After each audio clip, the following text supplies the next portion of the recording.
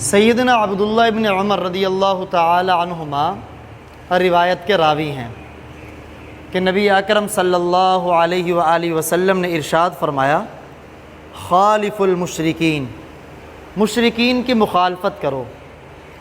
کس انداز میں کرو؟ اوفر اللحا، داڑھیوں کو بڑھاؤ، وحف الشوارب، اور مونچھیں کٹاؤ۔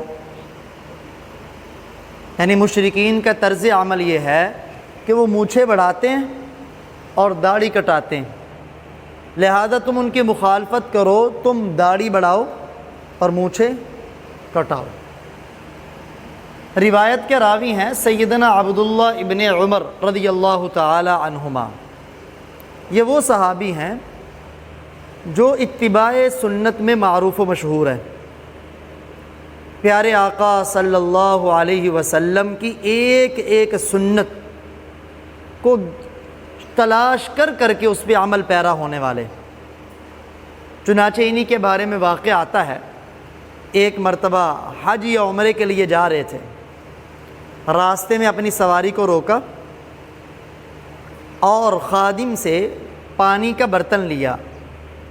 جیسے کوئی آدمی قضائے حاجت کے لیے ایک سائیڈ کے اندر کسی درخت کی اوٹ میں بیٹھ جاتا ہے، یوں جا کے بیٹھ گئے، کچھ دیر بیٹھے اور اٹھ کے واپس آ گئے، کچھ نہیں کیا، قضائے حاجت نہیں کی، ویسے ہی بیٹھے اور واپس آ گئے۔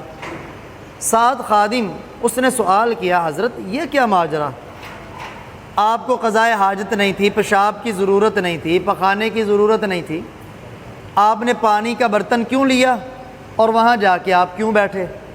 تو سیدنا عبداللہ ابن عمر رضی اللہ تعالی عنہما نے فرمایا کہ جب میں نے پیارے آقا صلی اللہ علیہ وسلم کے ساتھ حجۃ الوداع کے موقع پہ تھا، اس مقام پہ جب آپ آئے تو آپ بھی یوں ہی اپنی سواری سے اترے اور اس درخت کی آڑ میں جا کے بیٹھے قضائے حاجت کرنے کے لیے۔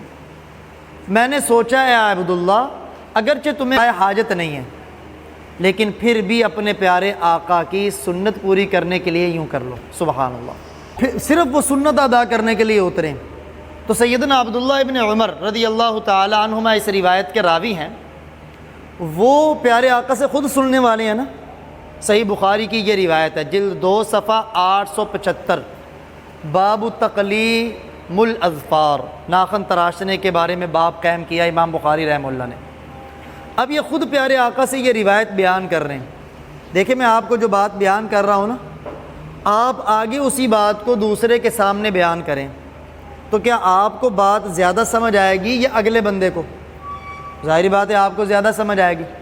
تو روایت کے راوی عبداللہ ابن عمر رضی اللہ تعالی عنہما وہ کیا مطلب بیان کرتے ہیں اس روایت کا کہ داڑھی بڑھاؤ، مونچھیں کٹاؤ؟ آیا داڑھی جتنی بڑھتی جائے اتنی بڑھا لیں؟ یہ مطلب اس کا کیا ہے؟ تو عبداللہ ابن عمر رضی اللہ تعالی عنہما نے اپنے عمل سے اس کو ثابت کیا۔ چنانچہ جب بھی وہ حج کرتے اور عمرہ کرتے، ایک مٹھی سے زائد یوں داڑھی کو پکڑتے اور مٹھی سے نیچے جو داڑھی آتی اس کو کاٹ دیا کرتے تھے۔ جیسے میری بھی دیکھیں، ایک مٹھی تک داڑھی ہے، نیچے سے میں بھی کاٹ دیتا ہوں۔ تو یہی سنت ہے، داڑھی کم از کم ایک مٹھی کے برابر رکھنا یہ واجب ہے۔ جو اس سے بھی کم کاٹتے ہیں نا، کاٹتے ہیں، خط بنواتے ہیں، چھوٹی چھوٹی رکھ لیتے ہیں، وہ اس گمان میں نہ رہیں کہ انہوں نے داڑھی رکھ لی۔ بالکل کلین شیو ہونا یا چھوٹی چھوٹی رکھنا دونوں ہی حرام ہے۔ ایک مٹھی کے برابر داڑھی رکھنا واجب ہے، اور یہ داڑھی چھوڑنا ایسا گناہ ہے بے لذت۔ جو آدمی اپنی داڑھی کٹواتا ہے نا، ایک مٹھی سے چھوٹی کرواتا ہے داڑھی، وہ نہ بھی کوئی گناہ کر رہا ہو، ہر وقت وہ گناہ کے اندر ہی ہوتا ہے۔ کیا سوال؟ واجب اور فرض، جیسے فرض ہے نا، نماز فرض ہے، وتر کا پڑھنا واجب ہے۔ واجب اور فرض میں فرق یہ ہوتا ہے کہ دونوں کا کرنا ضروری ہوتا ہے، دونوں کا کرنا، اور دونوں کے چھوڑنے پر گناہ ہوتا ہے۔ فرق اتنا ہوتا ہے، فرض کا منکر کافر ہوتا ہے، واجب کا منکر گمراہ ہوتا ہے، کافر نہیں ہوتا۔ بس عقیدے کا فرق ہے، وگرنہ عمل کے اعتبار سے دونوں میں کوئی فرق سمجھ آ گئی؟ یہ داڑھی 1.25 کم و بیش انبیاء جتنے اللہ نے مبعوث فرمائے ہر نبی کے چہرے پہ داڑھی تھی۔